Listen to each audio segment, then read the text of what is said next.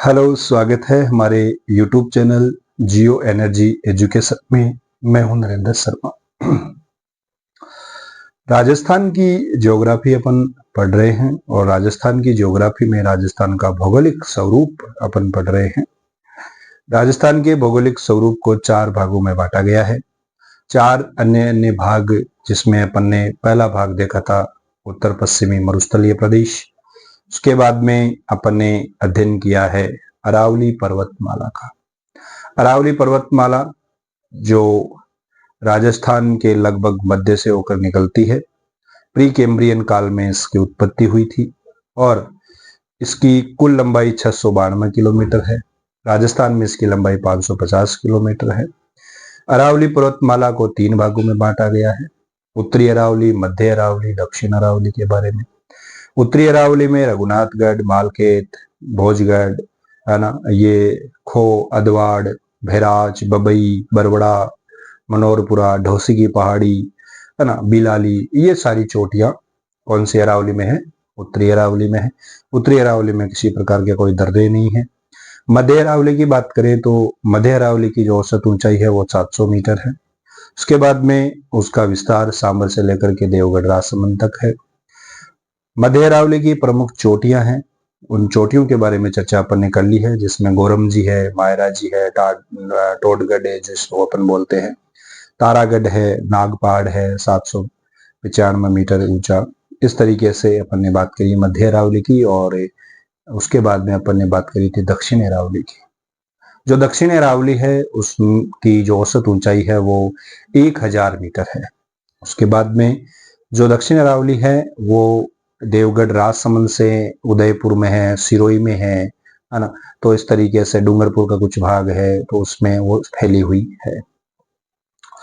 उसके बाद में उसकी चोटियों की बात करी थी, जिसमें पहले जो शुरुआत की 3 प्रमुख चोटियां हैं वो सिरोही जिले में है, जिसमें गुरु शिखर है, उसके बाद में शेर है, दिलवाड़ा है, उसके बाद में जरगा चोटी उदयपुर की चोटी है। ठीक है, गुरु शिखर 1722 है, शेर 1597 मीटर ऊंचा है, जिसके बाद में दिलवाड़ा 1442 मीटर, जरगा 1431 मीटर तक ऊंचा है। ठीक है, उसके बाद में आबू है, अचलगढ़ है, ये अपन ने देख लिया है। उसके बाद में माकड़ मगरा, सजनगढ़, सायरा, ये अपन चेक कर ली है। जयराज है, ऋषिकेश है, ठीक है, कमलनाथ है 1001 मीटर ऊंचा। ये सारी चर्चाएं अपन ने कर ली है। राजस्थान में अगर अरावली पर्वतमाला से जो क्वेश्चन आता है वो अरावली पर्वतमाला का या तो अवरोही क्रम आएगा या आरोही क्रम आएगा। इन दोनों में से एग्जाम में क्वेश्चन बहुत बार आते हैं। आरपीएससी का तो एक महत्वपूर्ण क्वेश्चन यही बनता है कि गुरु शिखर की ऊंचाई कितनी है? 1722 मीटर इसकी ऊंचाई है। यहां तक हमारी चर्चा कंप्लीट हो चुकी थी। उसके बाद में अपन ने दर्रे पढ़े थे। दर्रों में अपन ने अजमेर ब्यावर के दर्रे पढ़े थे, बर दर्रे, कचवाली दर्रा, पीपली दर्रा, सौरूपा घाट दर्रा, शिवपुरा घाट दर्रा, ये सारे दर्रे। राजसमंद के आपका गोरमजी दर्रा, दिवेर का दर्रा, ये अपन ने पढ़ा था। दिवेर की नाल वगैरह राजसमंद के हैं। गोरमजी घाट, गोरम घाट दर्रा, ये अपन ने पढ़ा था। उदयपुर के दर्रे अपन ने पढ़े थे। इसमें हाथी दर्रा है, देबारी दर्रा है आपके, ठीक है। और अलग अलग दर्रों की चर्चाएं अपन ने कर ली है। पठार अपन ने देखा है। पठार जिसमें कुंभलगढ़ और गोगुंदा के मध्य जो पठार है वो भोराट का पठार है। भोराट का पठार राजस्थान का दूसरा ऊंचा पठार है। राजस्थान का पहला ऊंचा पठार कौन सा है? उड़िया का पठार, 1360 मीटर ऊंचा, और सिरोही जिले में है। उसके बाद में अपन ने पढ़ा था देशहरों का पठार, जो एक तरीके से भोराट के पठार पे ही रागा और जरगा पहाड़ियों के बीच में वर्ष भर हरा भरा रहने वाला जो पठार है वो देशहरों का पठार है, वो अपन ने बात कर ली है। जयसमंद झील के पूर्व में लसाड़िया का पठार है, या उदयपुर के उत्तर पश्चिम में जो बसा हुआ कटा पठार जो पठार है वो लसाड़िया का पठार है, ये अपन ने चर्चा कर ली है। उसके बाद में अपन ने अध्ययन किया था गिरवा का। गिरवा क्या होती है? गिरवा उदयपुर की तस्तरी नुमा एक पहाड़ी है, तो जो उदयपुर के चारों ओर तस्तरी नुमा या ऐसे तस्तरी के आकार की एक पहाड़ी फैली हुई है, उसको अपन उदयपुर में गिरवा के नाम से जानते हैं। भाकर क्या होता है? पूर्वी जो सिरोही है उसके तीव्र ढाल वाली जो पहाड़ियां होती है वो क्या कहलाती है? भाकर कहलाती है। यहां तक हमारी चर्चाएं कंप्लीट हो चुकी थी। आज अपन बात करेंगे पूर्वी मैदानी प्रदेश का, जो राजस्थान के भौगोलिक स्वरूप का तीसरा पार्ट है हमारा, और इस तीसरे पार्ट का नाम क्या है? पूर्वी मैदानी प्रदेश। पूर्वी मैदानी प्रदेश। देखो, पूर्वी मैदानी प्रदेश की अपन चर्चा कर लेते हैं, जिसमें अलग अलग 3 पार्ट में इसको अपन देखते हैं। ठीक है, पूर्वी मैदानी प्रदेश को इस तरीके से ये। अब देखिए, अपन ने बात करी है, कहां तक करी है कि ये जो पश्चिमी मरुस्थलीय प्रदेश है इसकी चर्चा अपन ने कर ली है। 25 सेंटीमीटर समवर्षा रेखा, अरावली के सहारे 50 सेंटीमीटर समवर्षा रेखा। ठीक है, जो अरावली है उस अरावली से इस तरफ वाला ये वाला जो एरिया है, ये वाला, ये कौन सा एरिया है? पूर्वी मैदानी प्रदेश। कौन सा है ये? पूर्वी मैदानी प्रदेश। ये यहां पर क्या है? अरावली पर्वत श्रृंखला मान लीजिए आप। ठीक है, ये हो गई हमारी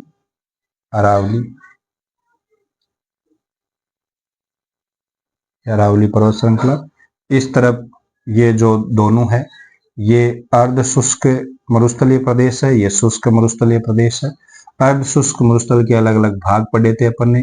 यहाँ पे गग्गर का मैदान है, यहाँ पे शेखावाटी प्रदेश है, और उसके बाद में नागौर की उच्च भूमि है, गोडवाड़ प्रदेश है। ये अपन ने चर्चाएं कर ली है। आज अपन बात कर रहे हैं पूर्वी मैदानी प्रदेश का। जो पूर्वी मैदानी प्रदेश अरावली पर्वतमाला के पूर्व में स्थित है, पश्चिम में इसके पश्चिमी मरुस्थल है। पूर्वी मैदानी प्रदेश ये किसका भाग है? ये गंगा के मैदान का ही भाग है। ये फैक्ट भी पूछा जाता है, गंगा मैदान का ही भाग है। पूर्वी मैदानी प्रदेश जिसका क्षेत्रफल कितना है? 23%। पूरे राजस्थान के 23% क्षेत्रफल किसका है? पूर्वी मैदानी प्रदेश का है। जिसके ऊपर जनसंख्या कितनी निवास करती है? 39% क्या है? जनसंख्या निवास करती है। और ये क्या है? क्षेत्रफल है। अगर मैं कहूं कि ये जो जनसंख्या है ये क्षेत्रफल के अकॉर्डिंग बहुत ज्यादा है। क्यों ज्यादा है? क्योंकि ये वाला पूरा का पूरा जो एरिया है पूर्वी मैदानी प्रदेश, ये पूरा मैदान है। मैदान का मतलब उपजाऊ मैदान है, बंजर मैदान बिल्कुल नहीं है। और आपने ऐसे पढ़ा होगा कि जनसंख्या के वितरण को प्रभावित करने वाले कारक है, जिसमें भौगोलिक कारक एक आगे पढ़ा होगा कहीं आपने। तो जो भौगोलिक कारक है उस भौगोलिक कारक में एक कारक है जल की उपलब्धता। तो ये वही क्षेत्र है, यहाँ पे जल की उपलब्धता भी है प्लस उपजाऊ मैदानी प्रदेश है। तो यहाँ पर जनसंख्या का जो घनत्व है, जनसंख्या का घनत्व या जनसंख्या जो रहती है वो कितनी है? 39% यहाँ पर निवास करती है। जन घनत्व क्या है? ज्यादा है। क्यों ज्यादा है? क्योंकि यहाँ पर लोग ज्यादा निवास करते हैं। लोग क्यों ज्यादा निवास करते हैं? क्योंकि जल की उपलब्धता है प्लस मैदानी भाग है, उपजाऊ मैदान है, इस कारण यहाँ पर लोग ज्यादा निवास करते हैं। ठीक है, उसके बाद में जो जन घनत्व है ये अपन ने देख लिया है, और ये गंगा के मैदान का ही भाग है। ये जो पूर्वी मैदानी प्रदेश है इसको 3 भागों में बांटा गया है। पूर्वी मैदानी प्रदेश के कितने भाग है भाई? 3 भाग। 3 भाग कौन कौन से हैं इसको समझने के लिए सबसे पहला भाग है चंबल बेसिन। कौन सा बेसिन है? चंबल बेसिन। 2 नंबर है बनास बाणगंगा बेसिन। बनास बाणगंगा बेसिन, और तीसरा है माही बेसिन, माही बेसिन। 3 भागों में इसको बांटा गया है। पहला भाग है चंबल बेसिन। जो चंबल नदी है वो एमपी या मध्य प्रदेश से यहाँ से निकलती है और जानापाव की पहाड़ियों से फिर ये राजस्थान में प्रवेश करती है, और राजस्थान में प्रवेश करने के बाद में ये नदी यहाँ पर कोटा, सवाई माधोपुर, उसके बाद में करौली, धौलपुर, ऐसे होते हुए बाहर निकल जाती है। तो ये चंबल नदी आगे जाकर के यमुना में मिल जाती है, और यमुना है वो आगे बंगाल की खाड़ी में, उसमें गंगा में मिल करके बंगाल की खाड़ी में चली जाती है। तो चंबल नदी है, इसका जो क्षेत्र है, इसके आसपास के जो क्षेत्र है वो क्षेत्र क्या कहलाता है? चंबल बेसिन कहलाता है। बेसिन, वास बेसिन होता है, सारी की सारी नदियां आकर के एक में मिलना, या जो पानी होता है आपने देखा होगा वास बेसिन में, जिधर उधर पानी गिरता है वो एक जगह नाले में जाता है, वैसे ही बेसिन है। तो जो पानी है यानी इसकी जो अलग अलग सहायक नदियां हैं, काली सिंध है, पार्वती है, ये सभी नदियां इनसे मिलती हैं, और इनसे मिलकर के यहाँ पर एक मैदान का निर्माण होता है, और उपजाऊ मैदान का निर्माण है यहाँ पर चंबल बेसिन। चंबल बेसिन, अगर क्वेश्चन यहाँ से चंबल बेसिन का ये आता है कि कोटा में जो चंबल बेसिन है या कोटा में ये चंबल नदी है, तो यहाँ पर थोड़ी सी कौन सी भूमि पाई जाती है? उत्खात भूमि पाई जाती है। कौन सी भूमि पाई जाती है? उत्खात भूमि। उत्खात भूमि का मतलब होता है badland topology. Badland topology, badland topology पाई जाती है। उत्खात उबड़ खाबड़ होती है। कौन सी होती है? उबड़ खाबड़। उत्खात भूमि उबड़ खाबड़ होती है, ठीक है। बेडलैंड टोपोलॉजी जिसे बोलते हैं अपन, यानी ये जो जमीन होती है यहाँ पर चंबल नदी अवनलिका अपर्दन ज्यादा होता है, मिट्टी ज्यादा कटती है नदी में पानी ज्यादा आने से, और इस तरीके से यहाँ पर अवनलिकाएं बन जाती है, और यहाँ पर कृषि क्रियाएं नहीं होती है, और बाकी जंगल बीड़ के रूप में यहाँ पर फैला रहता है। बीड़ भूमि ज्यादा है इस तरीके से, ठीक है। तो उच्च भूमि और निम्न भूमि में ये बांट जाता है। कृषि क्रिया करने के लिए ये उपयुक्त नहीं है। उत्खात भूमि के लिए जाना जाता है पूर्वी मैदानी प्रदेश। पूर्वी मैदानी प्रदेश में चंबल बेसिन, और सबसे ज्यादा जो बीड़ है और जो डांग प्रदेश है, जो कहाँ पर है? करौली में है। करौली को डांग की रानी कहा जाता है, इसलिए डंग गगधार प्रदेश की बोल सकते हैं अपन। तो उत्खात भूमि के लिए जानी जाती है कौन सी नदी? चंबल नदी। ये एग्जाम में बहुत बार पूछा जाता है, ठीक है। उस चंबल बेसिन में कौन सी भूमि पाई जाती है? उत्खात भूमि। ये एग्जाम में बहुत बार आता है भाई। चंबल बेसिन में या पूर्वी मैदानी प्रदेश किसके लिए ज्यादा जाना जाता है? उत्खात भूमि के लिए। बेडलैंड टोपोलॉजी जिसको बोलते हैं, अवनलिका अपर्दन ज्यादा होता है। एक चीज याद रखेंगे, अवनलिका, अवनलिका अपर्दन, ये कहाँ होता है भाई?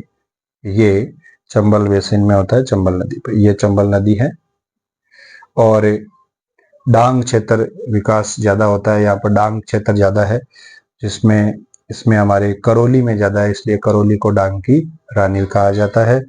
और ये जो उत्खात अवनलिका अपर्दन है, ये अपर्दन सवाई माधोपुर, करौली, धौलपुर, इन जिलों में ज्यादा होता है।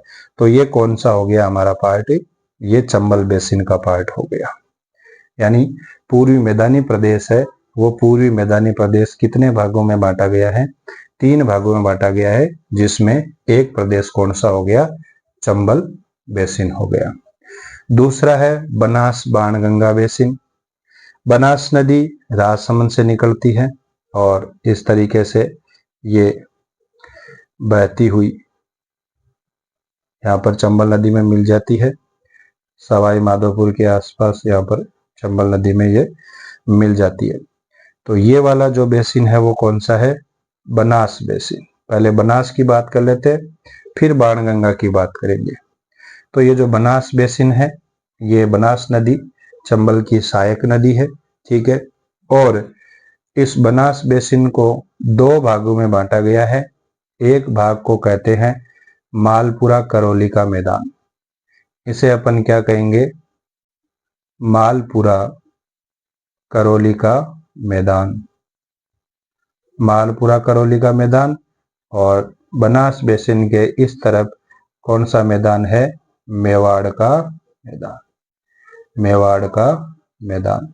इन दो भागों में इसको बांटा गया है, मालपुरा करौली का मैदान और मेवाड़ का मैदान, ठीक है। उसके बाद में बाणगंगा बेसिन, जो बैराट की पहाड़ियों से बाणगंगा निकलती है, अर्जुन की गंगा जिसे बोलते हैं, ये बाणगंगा बेसिन है, जिससे जयपुर है, टोंक है, अलवर है, भरतपुर है, डीग है, ये सभी क्षेत्र इससे जुड़े हुए हैं। ये बाणगंगा बेसिन है। मालपुरा करौली का मैदान और मेवाड़ का मैदान।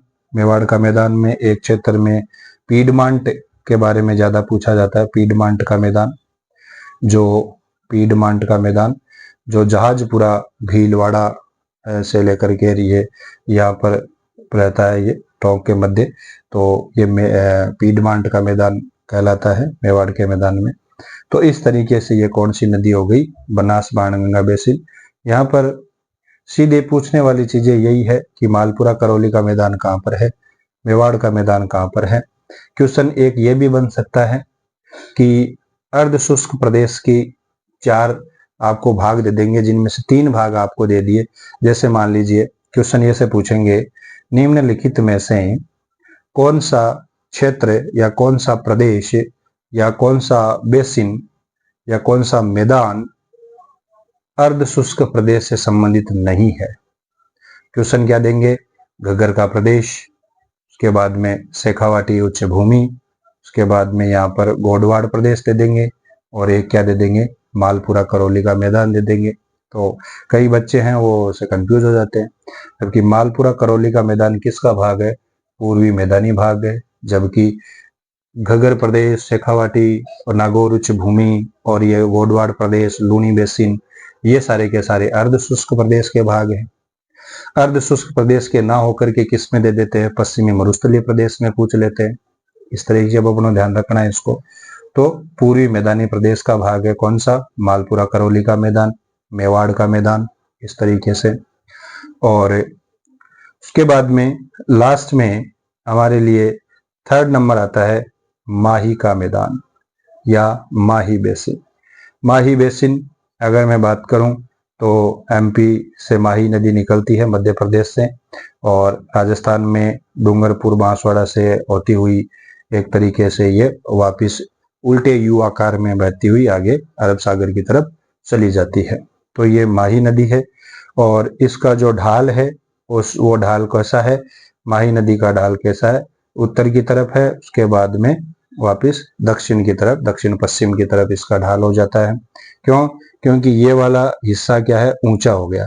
देखो यहाँ से बनास नदी निकली राजस्थान के खमनौर से, राजसमंद में खमनौर से, खमनौर की पहाड़ियों से बनास नदी निकलती है और फिर सीधे सीधे कहाँ बहती है?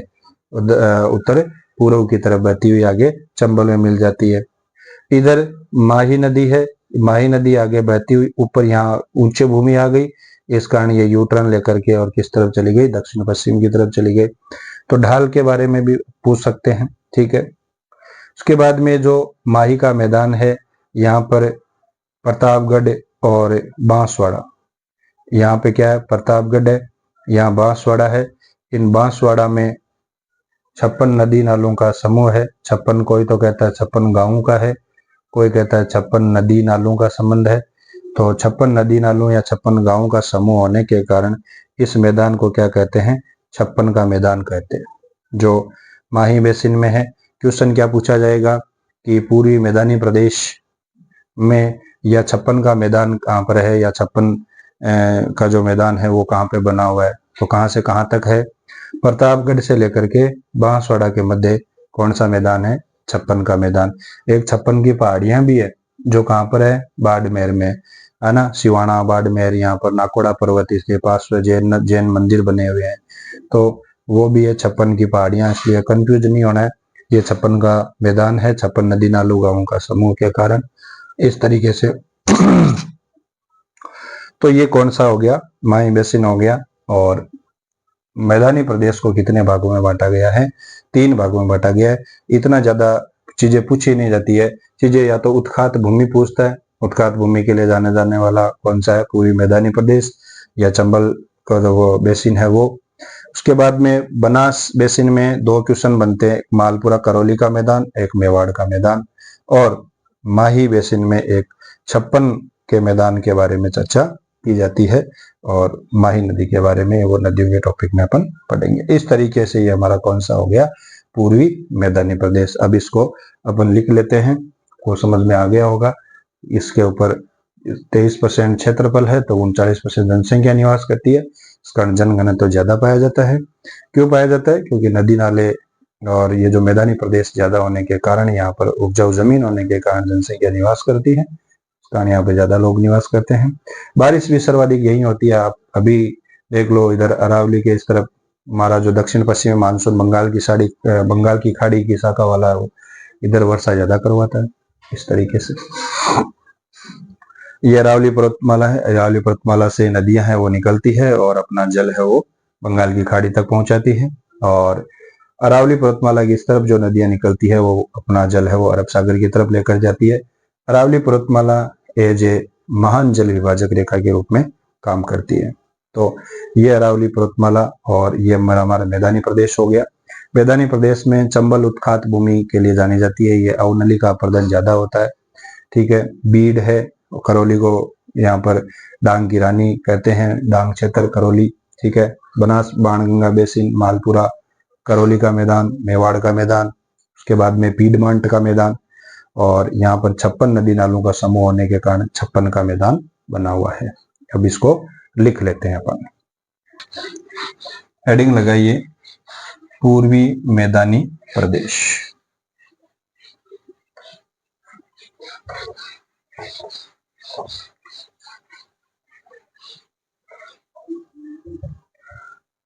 पूर्वी मैदानी प्रदेश, सबसे पहले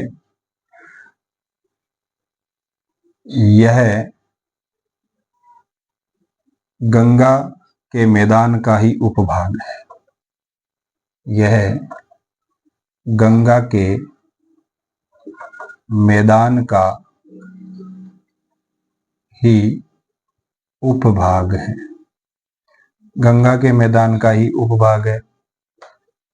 दूसरी बात, इसकी स्थिति देख लेते हैं। यह अरावली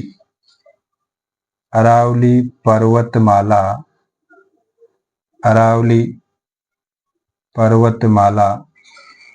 के पूर्व में स्थित है। अरावली पर्वतमाला के कहाँ स्थित है भाई, पूर्व में स्थित है। 3 नंबर, इसका क्षेत्रफल टोटल राजस्थान के क्षेत्रफल का कितना है, 23% है।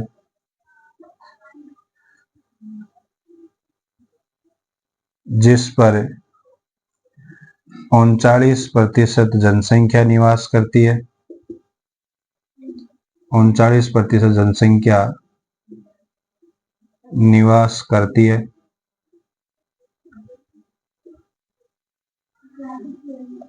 और मिट्टी कैसी पाई जाती है, मिट्टी कैसी है, जलोढ़ मिट्टी है, उपजाऊ मैदान है,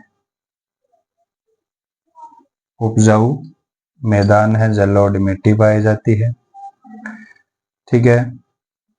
और वर्षा कैसी होती है, यहाँ पर 50 से 80 सेंटीमीटर वर्षा होती है। और उपाद्र की श्रेणी में यह आता है तथा उपआद्र की श्रेणी में आता है। उपाद्र की श्रेणी में ये आता है। आगे पूर्वी मैदानी प्रदेश को 3 भागों में बांटा जाता है। पूर्वी मैदानी प्रदेश को 3 भागों में बांटा गया है। 3 भागों में बांटा गया है। 3 भाग, कहीं कहीं 4 भाग कर देते हैं। जो बनास बाणगंगा है, बाणगंगा वाला अलग कर देते हैं, बनास बाणगंगा को और दिल दोनों को। तो अपन 3 भागों में देखेंगे। अपन कौन कौन से हो गए? सबसे पहले Chambal basin, Chambal basin. 2 number हो गया बनास बाणगंगा बेसिन, बनास बाणगंगा बेसिन। और तीसरा हो गया, तीसरा कौन सा हो गया? माही बेसिन, माही बेसिन। यानी नदियों के द्वारा बनाया गया है ये मैदान। और सबसे पहले जो क्रिटेशियस काल था, उस काल में गंगा के मैदान के रूप में ही ये उपभाग जाना जाता है। चंबल बेसिन, बनास बाणगंगा बेसिन और माही बेसिन। अब इन तीनों को अपन देख लेते हैं अलग अलग। हाँ, अब वापिस हेडिंग लगाइए आप, चंबल बेसिन। चंबल बेसिन, यहाँ से क्वेश्चन 2-3 ही बनते हैं। मेन इंपोर्टेंट आज तक वही बने हैं। उन्हीं क्वेश्चनों में आप मात खा जाते हो। सबसे पहला कौन सा है? Chambal basin, Chambal basin. Chambal basin Chambal नदी के द्वारा या चंबल नदी का बहाव क्षेत्र है। वो क्षेत्र क्या कहलाता है? चंबल बेसिन कहलाता है। ठीक है, तो अपन इसमें लिख लेंगे चंबल नदी का बहाव क्षेत्र, चंबल नदी का बहाव क्षेत्र चंबल बेसिन कहलाता है। चंबल बेसिन कहलाता है। आगे अपन लिख लेंगे चंबल नदी, चंबल नदी कोटा में, कोटा, सवाई माधोपुर, कोटा, सवाई माधोपुर, है ना। उसके बाद में करौली। जबकि ये जो कोटा है, इस कोटा को अपन ने हाड़ौती के पठार में ज्यादा ले लिया। जबकि जो चंबल नदी है वो कोटा, सवाई माधोपुर, करौली, धौलपुर, धौलपुर आदि जिलों से होकर गुजरती है। आदि जिलों से होकर गुजरती है। चंबल जो बेसिन है, चंबल बेसिन में सवाई माधोपुर, करौली, धौलपुर इनको शामिल किया गया है। जबकि कोटा को किस में शामिल किया गया है? एक तरीके से दक्षिण पूर्वी पठारी प्रदेश में कोटा, बूंदी, बारां, झालावाड़ को शामिल किया गया है। इसका कुछ भाग तो इस चंबल बेसिन में आता है, कुछ भाग यानी ज्यादातर हिस्सा किस में जाता है? दक्षिण पूर्वी पठारी प्रदेश में जाता है। ठीक है, आगे अपन लिखेंगे चंबल नदी उत्खात भूमि के लिए जानी जाती है। चंबल नदी में नालिका अपर्दन, नालिका अपर्दन या अवनलिका अपर्दन अवनलिका, अपर्दन का मतलब होता है कटाव। अवनलिका अपर्दन ज्यादा होने से यहाँ की भूमि उत्खात भूमि हो गई। उत्खात भूमि हो गई। कटाव ज्यादा होने के कारण कैसी भूमि हो गई? उत्खात भूमि हो गई। और उत्खात भूमि को बेडलैंड टोपोलॉजी कहते हैं। उत्खात भूमि हो गई जिस पर कृषि क्रियाएं करना, कृषि क्रियाएं करना, कृषि क्रियाएं करना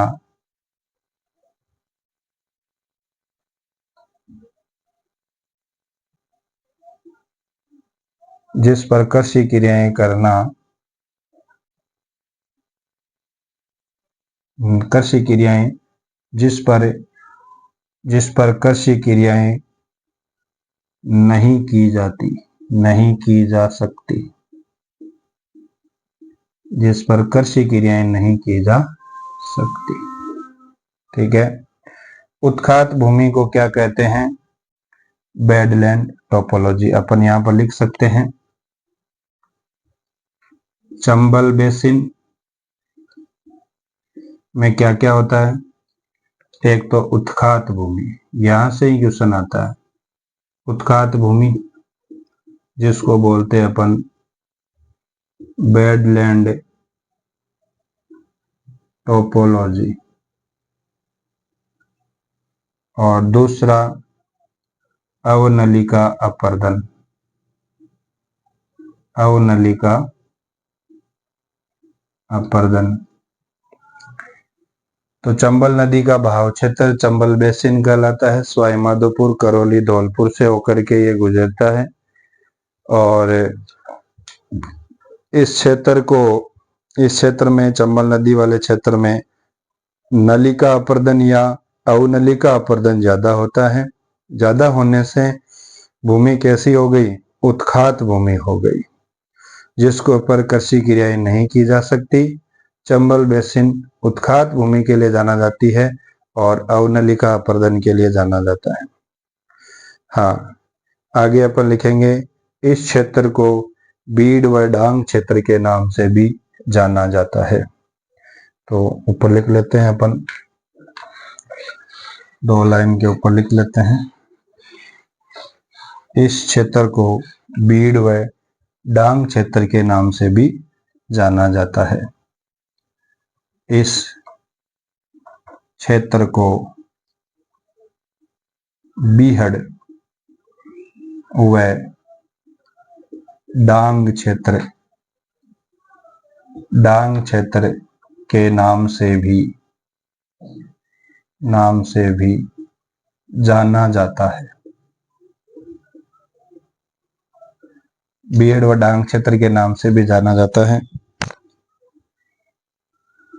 ज्यादा डांग क्षेत्र करौली में है। करौली में है। अतः करौली को डांग की रानी कहते हैं। करौली को क्या कहते हैं? डांग की रानी कहते हैं। और ये जो क्षेत्र है डांग क्षेत्र, ये बीड़ क्षेत्र, इनका विस्तार मुख्यतः कहाँ कहाँ है? बीहड़ क्षेत्र का विस्तार, बीहड़ क्षेत्र का विस्तार मुख्यतः करौली, धौलपुर और सवाई माधोपुर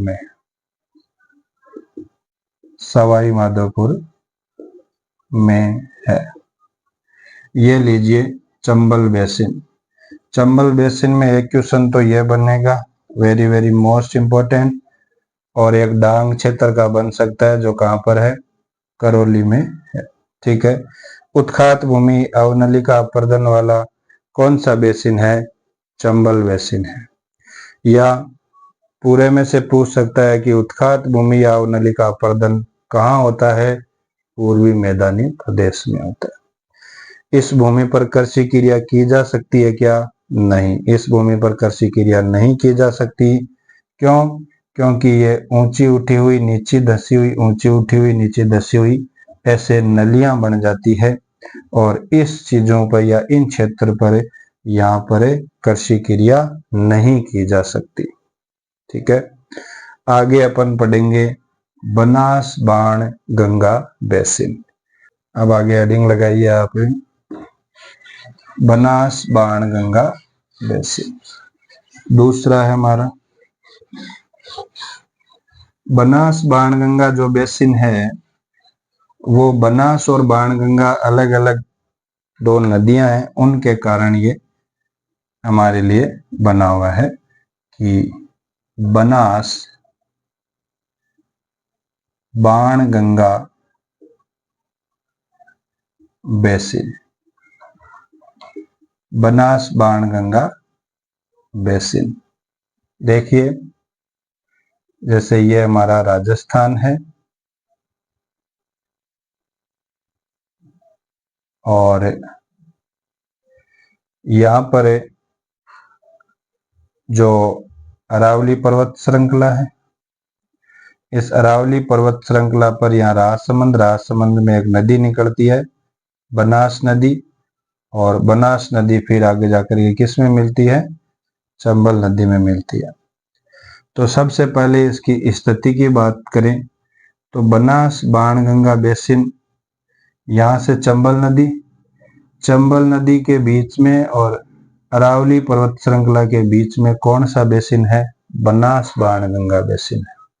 तो यही बात अपन पहले लिख लेंगे, चंबल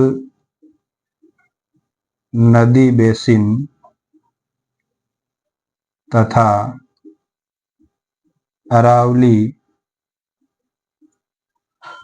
के बीच वाला भाग क्या कहलाता है, बनास बाणगंगा बेसिन। बीच वाला भाग बनास बाणगंगा बेसिन, बीच वाला भाग बनास बाणगंगा बेसिन में स्थित है। कौन कौन सा, अरावली के किस तरफ है, पूर्वी तरफ, और चंबल बेसिन के किस तरफ है, पश्चिम या उत्तर की तरफ वाला जो क्षेत्र है वो कौन सा बेसिन है, बनास बाणगंगा बेसिन है। आगे अपन लिखेंगे बनास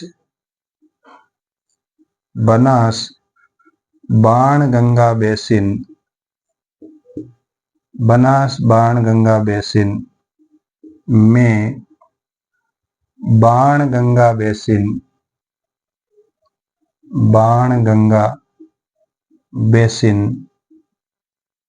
बनास बाणगंगा बेसिन में बाणगंगा बेसिन जयपुर, भरतपुर,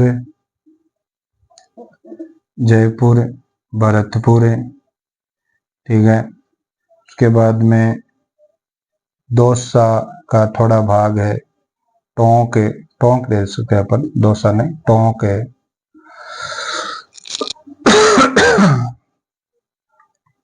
आदि क्षेत्र शामिल है,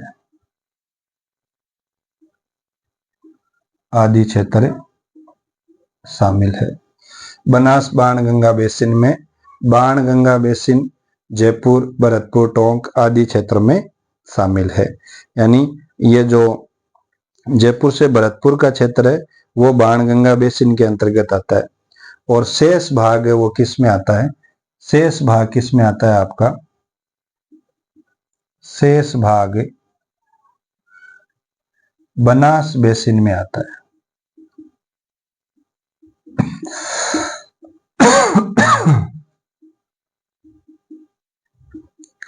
बनास बेसिन में आता है। देखो यहाँ पे बाणगंगा नदी बैराट की पहाड़ियों से निकल करके और यहाँ भरतपुर से होकर के आगे निकल जाती है। तो ये कौन सा बेसिन हो गया? बाणगंगा बेसिन। और बाकी शेष बचा हुआ बेसिन कौन सा हो गया आपका? बनास बेसिन हो गया। ठीक है ना। तो बनास बाणगंगा बेसिन में बाणगंगा बेसिन जयपुर भरतपुर आदि क्षेत्र को शामिल करते हैं। शेष भाग बनास बेसिन के अंतर्गत आता है। दूसरी बात, बनास बेसिन को दो भागों में बांटा गया है। बनास बेसिन, बनास बेसिन को दो भागों में बांटा गया है। दो भाग कौन कौन से हैं? पहला भाग है मालपुरा करौली का मैदान। मालपुरा करौली का मैदान। और दूसरा भाग है मेवाड़ का मैदान। मेवाड़ का मैदान। दो भाग है। देखो यहाँ पे इधर वाला जो क्षेत्र है करौली वाला और इधर टोंक वाला, इस तरफ वाला जो क्षेत्र है वो क्या कहलाता है? मालपुरा करौली का मैदान कहलाता है। और इधर भीलवाड़ा, इधर आपका राजसमंद का नीचे वाला, उदयपुर वाला, ये वाला जो क्षेत्र है वो क्या कहलाता है? मेवाड़ का मैदान कहलाता है। ठीक है। तो इसको दो भागों में बांटा गया है। एक तो है मालपुरा करौली का मैदान और दूसरा कौन सा है? मेवाड़ का मैदान। तो सबसे पहला कौन सा हिस्सा हो गया? मालपुरा करौली का मैदान। तो अपन हेडिंग लगाएंगे मालपुरा करौली का मैदान। मालपुरा करौली का मैदान दौसा, सवाई माधोपुर, करौली इन क्षेत्रों में फैला हुआ है। तो अपन क्या हेडिंग लगाएंगे? सबसे पहली हेडिंग लगाएंगे मालपुरा करौली का मैदान। मालपुरा करौली का मैदान जो बनास बेसिन के उत्तरी साइड में स्थित है। यह बनास बेसिन के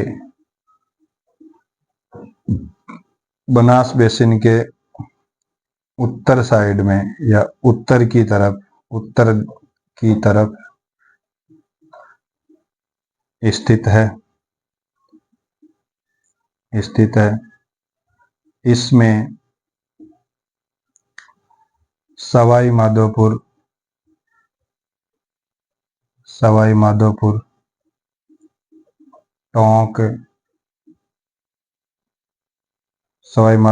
टोंक, करौली आदि का क्षेत्र आता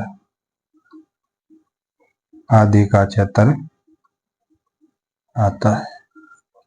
ठीक है। दूसरा कौन सा हो गया? मेवाड़ का मैदान। मेवाड़ का मैदान है ये बनास बेसिन के दक्षिण में। ये बनास बेसिन है, इसके दक्षिण में राजसमंद है, चित्तौड़गढ़, भीलवाड़ा का जो क्षेत्र आता है वो कौन सा है? ये मेवाड़ का मैदान। लिखेंगे अपन, यह बनास बेसिन के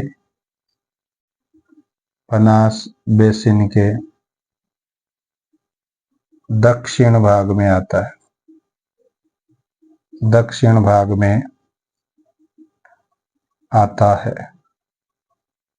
बनास बेसिन के दक्षिण भाग में आता है। इसमें राजसमंद, भीलवाड़ा, चित्तौड़गढ़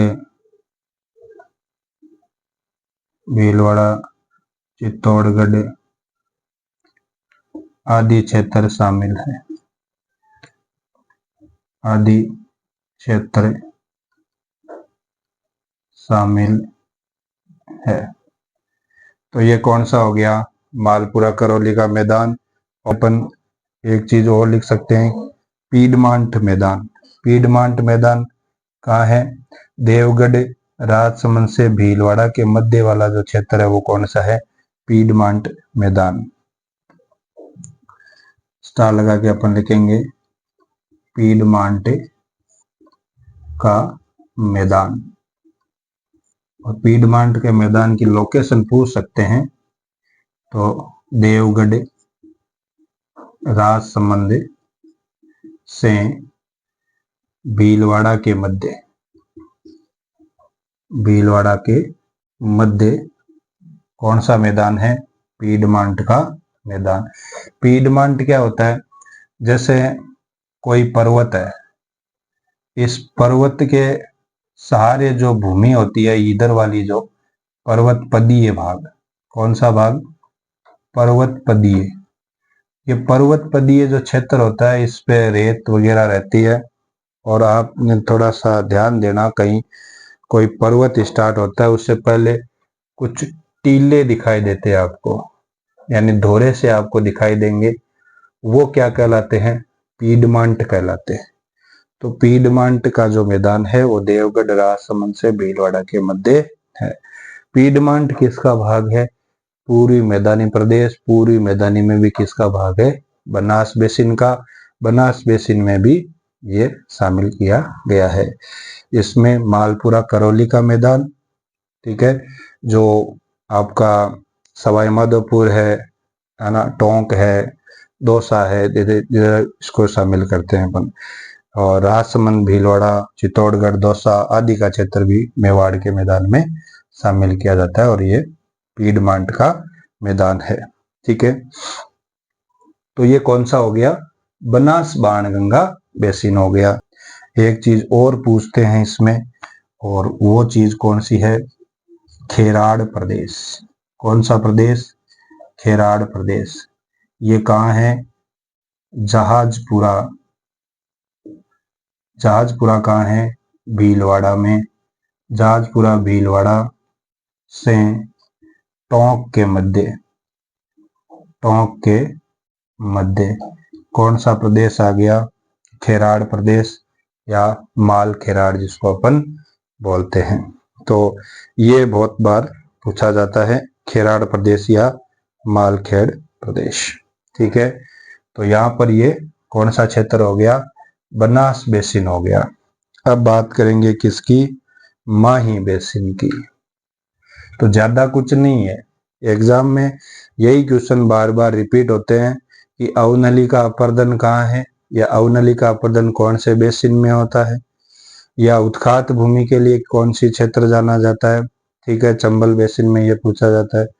बनास बाणगंगा में ये पूछेंगे कि मालपुरा करौली का मैदान या मेवाड़ का मैदान किसका हिस्सा है।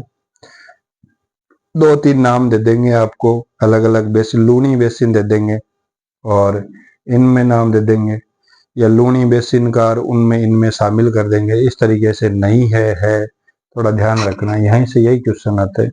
पीडमांट का मैदान देवगढ़ राजसमंद से भीलवाड़ा के मध्य है और खेराड़ प्रदेश जहाजपुरा से भीलवाड़ा के मध्य है। आगे अपन बात करते हैं माही बेसिन के बारे में। कौन सा बेसिन है? माही बेसिन।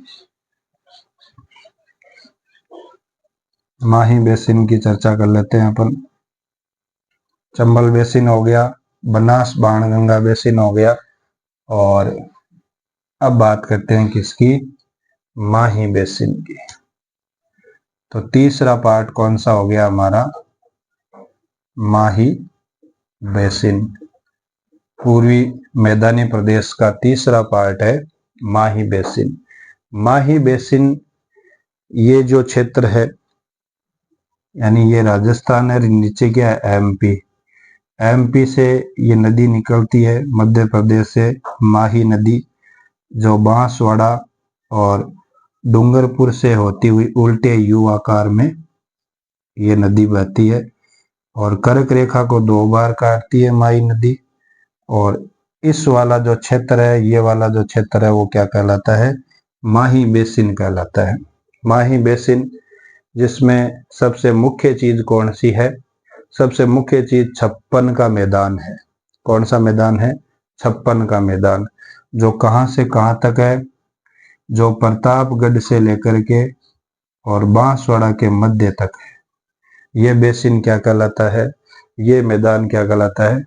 56 का मैदान कहलाता है, जो कई विद्वानों ने इसे 56 गांवों का समूह या नदी नालों का समूह, गिनने तो कोई नहीं गया, 57 भी ज्यादा पकाई कर सकता है ना। तो इस तरीके से ये 56 का मैदान है, वो कहाँ पर है? माही बेसिन के नाम से जाना जाता है। तो अपन इसमें लिख लेंगे, सबसे पहले ये लिखेंगे, पूर्वी मैदानी प्रदेश का सबसे दक्षिणी भाग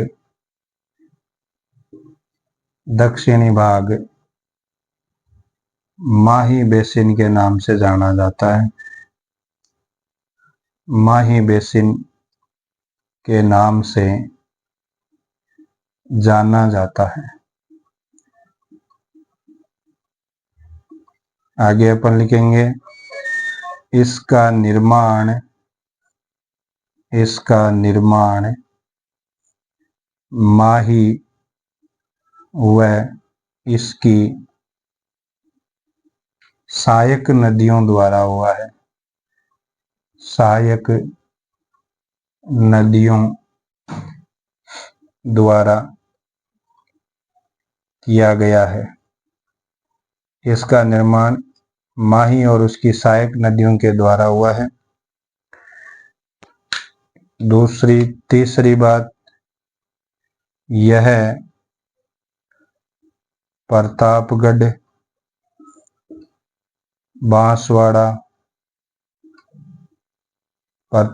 बांसवाड़ा, डूंगरपुर आदि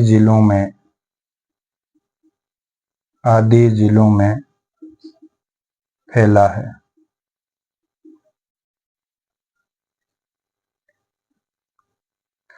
आगे लिखेंगे, इसे कांठल का मैदान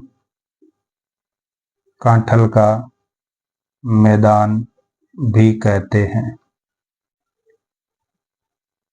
कांठल का मैदान भी कहते हैं या वागड़ का मैदान भी कहते हैं। ठीक है।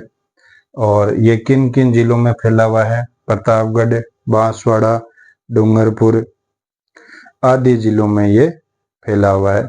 उदयपुर का कुछ भाग भी इसमें शामिल होते हैं। कांठल का मैदान या वागड़ का मैदान भी कहा जाता है। और ये जो मैदान है, उस मैदान के अंतर्गत, यानी ये प्रतापगढ़, बांसवाड़ा, डूंगरपुर, उदयपुर का भी कुछ भाग है भाई, उदयपुर आदि जिलों में फैला है। कांठल का मैदान भी कहते हैं या वागड़ का मैदान भी कहते हैं। वागड़ी बोली, जिसमें गुजराती और राजस्थानी, ये जो मेवाड़ी बोली है, इसका शामिल है, को वागड़ी बोली कहते हैं। तो वागड़ का मैदान, कांठल का मैदान या वागड़ का मैदान भी कहा जाता है। अब अपन बात करेंगे किसकी? 56 के मैदान की। 56 का मैदान, 56 का मैदान प्रतापगढ़ तथा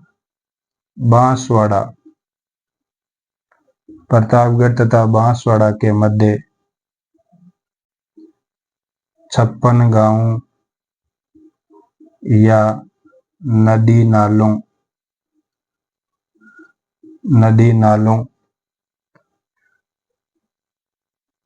के कारण इसे 56 का मैदान कहते हैं।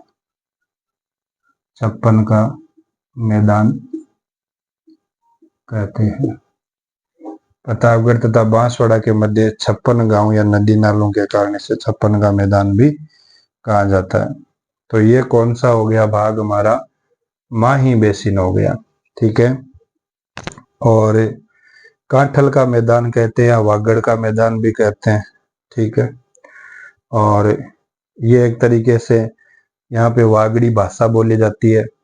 जॉर्ज अब्राहम ग्रियर्सन ने इसे भीली बोली भी कहा है। तो ये अपने को ध्यान में रखना है कि पूरी मैदानी प्रदेश है, उसमें 56 का मैदान है जो प्रतापगढ़ और बांसवाड़ा के मध्य स्थित है। 56 नदी नालों का समूह है ये। ठीक है। एक चीज इसमें ये पूछा जा सकता है, कंफ्यूज नहीं होना, 56 की पहाड़ियां कहाँ है? वो बाड़मेर सिवाना में 56 की पहाड़ियां, जिसके ऊपर अलग अलग पहाड़ियां हैं और जिसको 56 की पहाड़ियों के नाम से जाना जाता है। नाकोड़ा पर्वत पार्श्वनाथ जैन मंदिर वहां पर बना हुआ है। इस तरीके से वो 56 की पहाड़ियां हैं, जबकि ये किस्सा है 56 का मैदान है। तो यहाँ तक हमने अपन ने चर्चा कर ली है। कौन कौन सा देखा है अपन ने? एक तो देखा है पूरी मैदानी प्रदेश और इसके अलग अलग पार्ट अपन ने देखे हैं। पहला पार्ट अपन ने कौन सा देखा? सबसे पहले चंबल बेसिन देखा था। चंबल बेसिन में 2-3 इक्वेशन बनते हैं, एक तो उत्खात भूमि के लिए और एक अवनलिका अपर्दन के लिए चंबल नदी जानी जाती है। उत्खात भूमि या इस क्षेत्र में जो चंबल नदी भाव क्षेत्र है, उस क्षेत्र को अपन क्या कहते हैं? बीड़ या डांग कहते हैं। और सबसे ज्यादा जो डांग क्षेत्र है वो करौली में है, इसलिए करौली को डांग की रानी कहा जाता है। ठीक है। उसके बाद में अपन ने देखा था बनास बाणगंगा बेसिन, जो अरावली पर्वतमाला है उसके दक्षिण में, और चंबल जो बेसिन है उसके उत्तर में जो बेसिन है वो कौन सा है? बनास बाणगंगा बेसिन है। बनास बाणगंगा बेसिन में 2 प्रकार अपन ने देखे, एक मालपुरा करौली का मैदान और एक मेवाड़ का मैदान। जो मालपुरा करौली का मैदान है उसमें मालपुरा टोंक का हिस्सा, करौली का हिस्सा उसमें शामिल है, वो मैदान मालपुरा करौली का कहलाता है। मेवाड़ के मैदान में राजसमंद भीलवाड़ा ये शामिल जो हिस्से हैं वो कौन से हैं? मेवाड़ के मैदान में है। पीडमांट का मैदान उसमें अपन ने देखा है मालखेराड़ अपन ने देखा है, जो एक तरीके से जाजपुरा भीलवाड़ा से टोंक के मध्य है। और उसके बाद में अपन ने माही बेसिन देखा है, जो एक तरीके से कहा जाए तो ये पूर्वी मैदानी प्रदेश है, उसका सबसे दक्षिणी भाग है। देखो ये दक्षिण में है और माही नदी जो है वो बह रही है, उसका भाग है ये। और इसका निर्माण माही नदी और उसकी सहायक नदियों ने किया है। प्रतापगढ़, बांसवाड़ा, डूंगरपुर, उदयपुर आदि जिले इसमें शामिल है। कांठल का मैदान या वागड़ का मैदान कहते हैं। डूंगरपुर और बांसवाड़ा में, अगर बांसवाड़ा दीजिए, हाँ बांसवाड़ा में इसे अपन क्या वागड़ी बोली बोलते हैं, है ना। और इसका वागड़ का मैदान, कांठल का मैदान, 56 का मैदान अपन को ध्यान में रखना है। प्रतापगढ़ और बांसवाड़ा के मध्य 56 का मैदान है। तो ये यहाँ पर कंप्लीट हो चुका हमारा पूर्वी मैदानी प्रदेश। अब एक लास्ट बचा है दक्षिण पूर्वी पठारी प्रदेश, वो अपन अगले वीडियो में करेंगे। क्लास को शेयर करें, लाइक करें, आगे बढ़ाएं और अच्छी अच्छी बातें सीखें आप। जो मेन इम्पोर्टेंट बात है वो एग्जाम में उठ करके आती है। एग्जाम में अपन वही चीज करते हैं जो मतलब हमारी पढ़ी हुई होती है, यानी हम वहां पर कंफ्यूजन हो जाते हैं कि यार ये होगा या नहीं होगा, 56 का मैदान है या नहीं है, क्योंकि वहां पर जो ऑप्शन अपन देखते हैं तो उस हिसाब से। तो बार बार चीजों को पढ़ें, बार बार रिपीट करें, याद करें। और आने वाले दिनों के लिए आपको शुभकामनाएं एग्जाम्स के लिए। धन्यवाद। आपका दिन शुभ हो। Thank you.